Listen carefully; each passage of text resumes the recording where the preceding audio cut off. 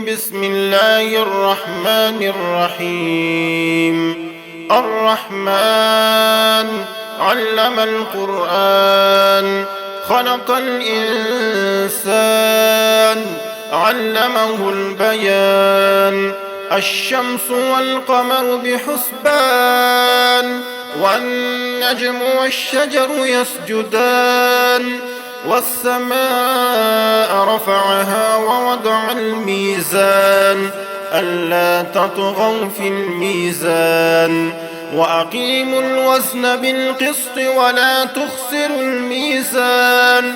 والأرض وضعها للأنام، فيها فاكهة والنخل ذات الأكمام. والحب ذو العصف والريحان، فبأي آلاء ربكما تكذبان؟ خلق الإنسان من صلصال كالفخار، وخلق الجان من مارج من نار. فبأي آلاء ربكما تكذبان؟ رب المشرقين ورب المغربين، فبأي آلاء ربكما تكذبان؟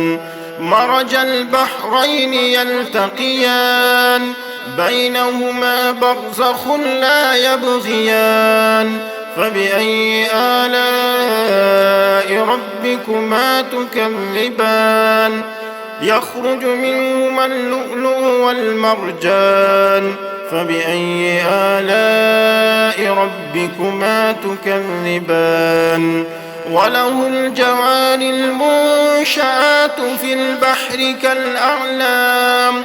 فبأي آلاء ربكما تكذبان؟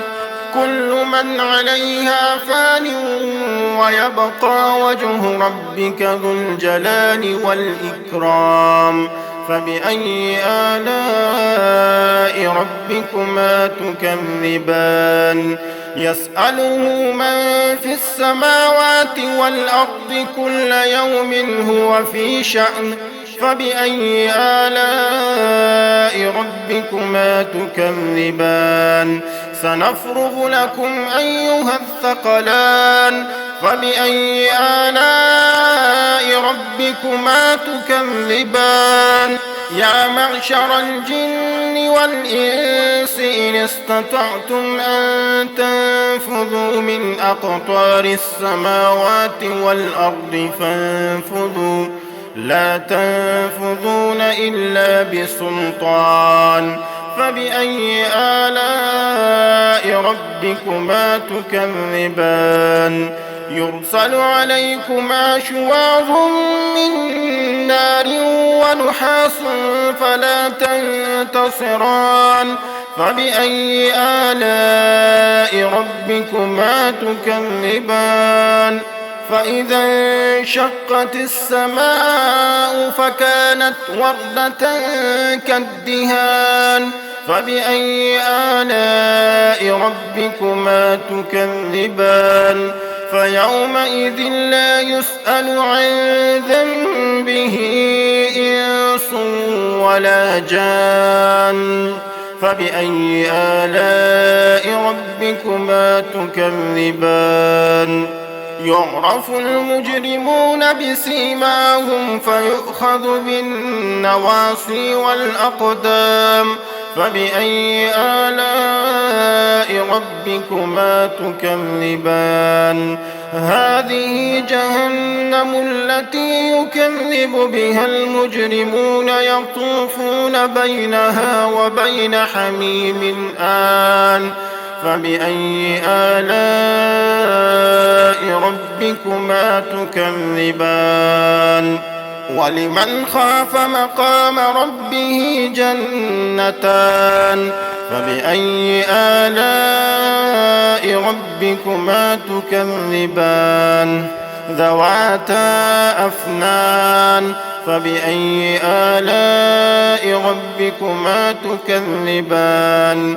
فيهما عينان تجريان فبأي آلاء ربكما تكذبان فيهما من كل فاكهة زوجان فبأي آلاء ربكما تكذبان متكئين على فرش بطائنها من استبرق وجنى الجنتين دان فبأي آلاء ربكما تكذبان فيهن قاصرات الطرف لم يطمثهن إنس قبلهم ولا جان فبأي آلاء ربكما تكذبان كأنهن الياقوت والمرجان